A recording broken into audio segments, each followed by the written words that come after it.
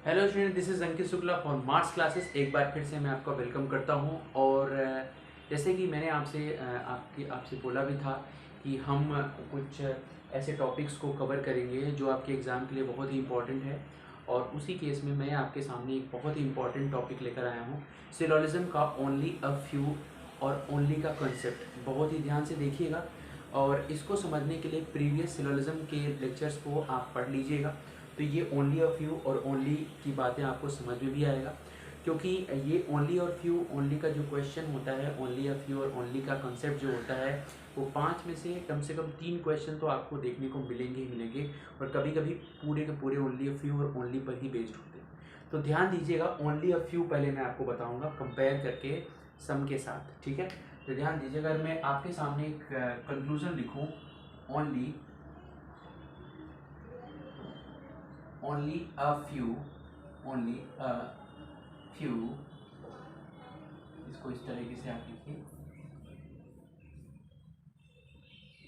only a few a r b, only a few a r b है।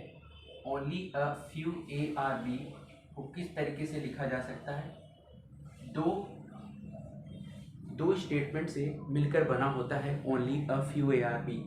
ये मिलकर बना होता है सम ए आर बी और some A are not B. Some A are B, some A are not B, इन दोनों statement से मिलकर बना होता है only a few A are B. तो देखो, इन दोनों स्टेटमेंट से मिलकर बना होता है का मतलब ये है स्टूडेंट्स कि इन दोनों को उन दोनों स्टेटमेंट से कंबाइंड डायग्राम बनाएंगे। जो डायग्राम बनेगा वही होगा वो only a few A are B का केस। ध्यान दीजिएगा, अगर हम यहाँ पर diagram some A are B का बनाएं तो कुछ इस तरह बनेगा, some A are B. This is the diagram of some A are B, ठीक है। सम ए आर बी का डायग्राम आपके सामने हमने रखा और इसी में आपको दिखाना है some A are not B. तो उसको हम इस तरह से दिखाएंगे कि हाँ भाई, इतना ए ऐसा है, इतना ए ऐसा है जो बी नहीं है। तो इसको हम ऐसे करेंगे सम ए आर नॉट बी। तो आपके सामने सम ए आर बी भी दिख रहा है, some A are not B भी नजर आ रहा है, ठीक है। अब इसका कंपेयर हम करेंगे सम ए आर बी के साथ। सम ए आर बी का ये जो आइडियल डायग्राम होगा सम ए आर बी का, वो कुछ इस तरह से होगा, some A are B. This is the ideal diagram of some A are B. और इसमें कितने कंक्लूजन ट्रू हुए थे?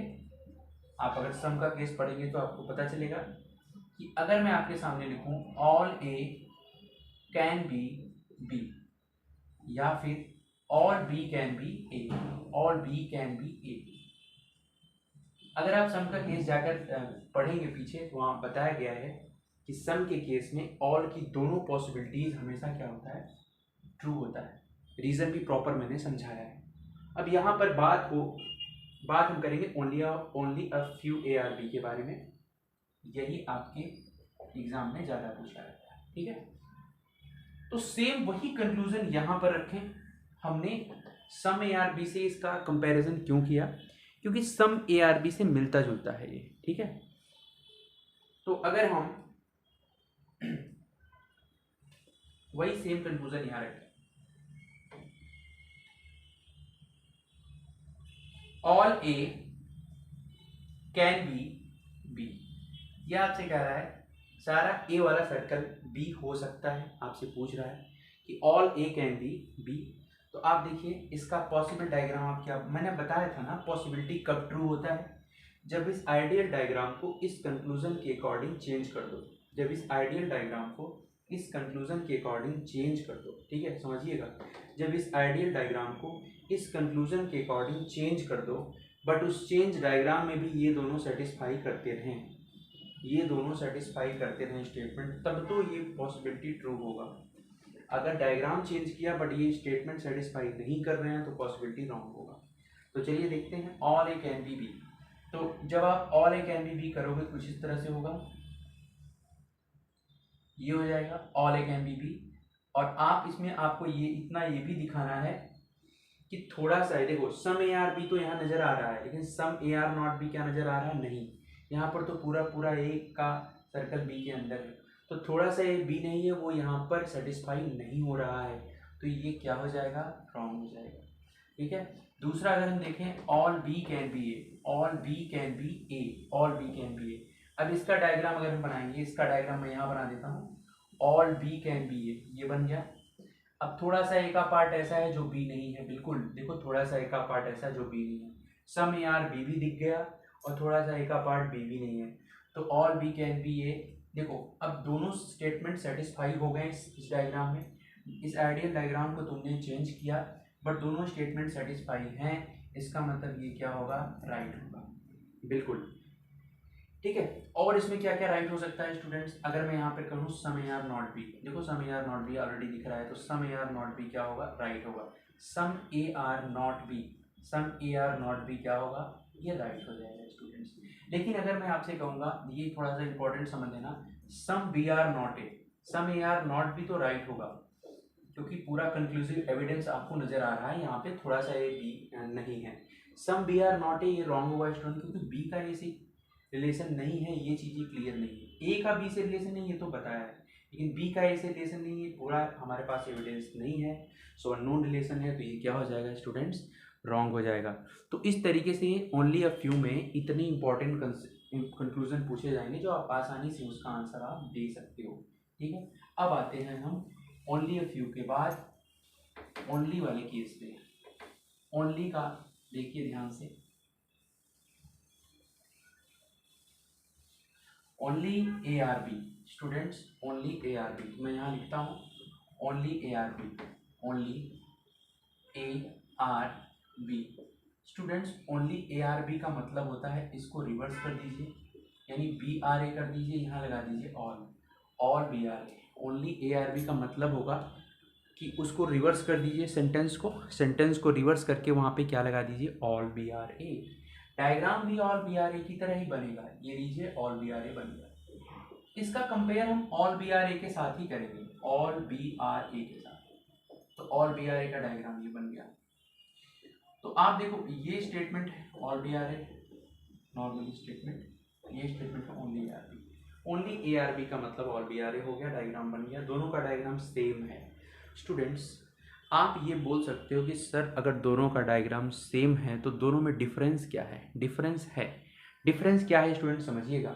अगर मैं यहीं पर सम ए आर सी का केस रखता हूँ, सम ए आर सी, ये हो गया सम ए आर सी, ठीक है, सम ए आर सी हमने रख दिया। अब ध्यान दीजिएगा, अगर मैं यहाँ पर कंक्लूजन लिखूँ, conclusion first all A can be C, and conclusion second all B can be C. दो कंक्लूजन आपके सामने में रखा, all A can be C, all B can be C, all A can be C और all B can be C, दोनों रख दिया मैंने। तो यहाँ पर तो आप देखिए all A can be C right होगा, क्योंकि आप देखिए ए और सी के बीच में सम का केस है और सम के केस में ऑल की पॉसिबिलिटी ट्रू होती है, और B all B can be C भी राइट होगा सिंपली यहाँ पे, क्योंकि बी का सी से रिलेशन अननोन है और अननोन रिलेशन प्लस पॉसिबिलिटी हमेशा ट्रू होता है। अब यहाँ पर आते हैं, यही केस यहाँ ओनली वाले में समझते हैं।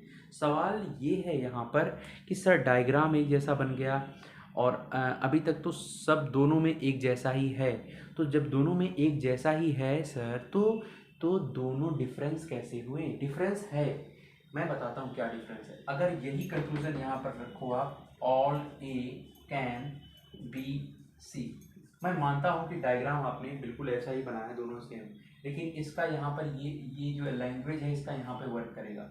ओनली ए आर बी का मतलब ये है कि सिर्फ एलिमेंट ए का ही कनेक्शन बी से हो सकता है, सिर्फ एलिमेंट ए का ही कनेक्शन बी से हो सकता है। इसका मतलब ये है किसी और एलिमेंट का कनेक्शन बी से नहीं हो सकता, किसी और एलिमेंट का कनेक्शन बी से नहीं हो सकता। ठीक है। ओनली ए आर बी का मतलब क्या है, सिर्फ एलिमेंट ए ही बी हो सकता है, सिर्फ एलिमेंट ए ही बी है, सिर्फ एलिमेंट ए का ही कनेक्शन बी से हो सकता है। ठीक है। तो सिर्फ एलिमेंट ए का ही कनेक्शन बी से हो सकता है। और यहाँ पर देखिए पहला क्या लिखा, all A can be C. जब तुम all A can be C करने जाओगे, सारे ए को सी में रखने जाओगे, सारे ए को सी में रखोगे तो बी का पार्ट भी सी से कनेक्ट हो जाएगा, और उसने बोला है ओनली ए आर बी, सिर्फ एलिमेंट ए ही बी से कनेक्ट हो सकता है और कोई नया एलिमेंट बी से कनेक्ट नहीं हो सकता। तो जब तुम ए को सी में रखोगे बी भी चला जाएगा, तो बी का कनेक्शन सी से होने लगा है, इसलिए दैट्स वाई ये क्या है, रॉन्ग है। स्टेटमेंट को डिस्टर्ब करेगा तो ये रॉन्ग हो जाएगा।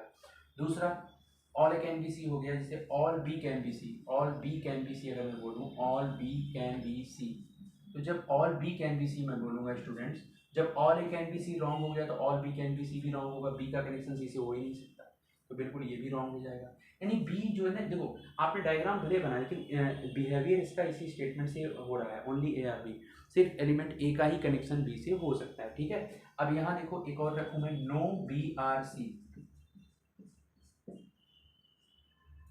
या फिर नो बी आर सी या no C are B, no C are B, दो के दोनों राइट होंगे स्टूडेंट्स, समझिएगा बात को। ये कह रहा है कि कोई बी सी नहीं है, कोई सी बी नहीं है। भाई देखो बी और सी का कनेक्शन हो ही नहीं सकता, बी का कनेक्शन सिर्फ ए से हो सकता है, साफ साफ बोल दिया उसने।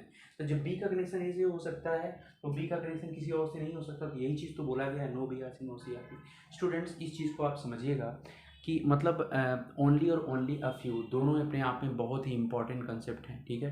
तो हमारा जो टारगेट है आगे के एग्ज़ाम्स हैं, अभी आरआरबी क्लर्क का एग्ज़ाम आने वाला है और इसके बाद आपका आरआरबी क्लर्क के एग्ज़ाम के पॉइंट ऑफ व्यू से मैंने वीडियो बनाया है, और आईबीपीएस क्लर्क, आईबीपीएस पीओ, ठीक है, बहुत सारे एग्ज़ाम्स हैं। और अभी और भी टॉपिक्स मैं लेकर आऊँगा आपके सामने, इनइक्वालिटी के कुछ क्वेश्चंस टॉपिक लेकर आऊँगा आपके सामने, ठीक है। और इसके बाद सिटिंग अरेंजमेंट पजल तो हमारे नज़र में है ही, उसके भी क्वेश्चन मैं लेके आऊँगा, आपको बताऊँगा कि अभी जो क्वेश्चन आ रहे हैं मंथ बेस्ड पजल पे आ रहे हैं क्वेश्चन, फ्लोर बेस्ड पजल पे और आपका बॉक्स पजल क्वेश्चन पूछा जा रहा है। तो स्टूडेंट्स बिल्कुल आप इस वीडियो को देखिए, शेयर करिए अपने फ्रेंड के साथ, एंजॉय कीजिए और पढ़ाई कीजिए। सो आज के लिए इतना ही, दैट्स ऑल, थैंक यू।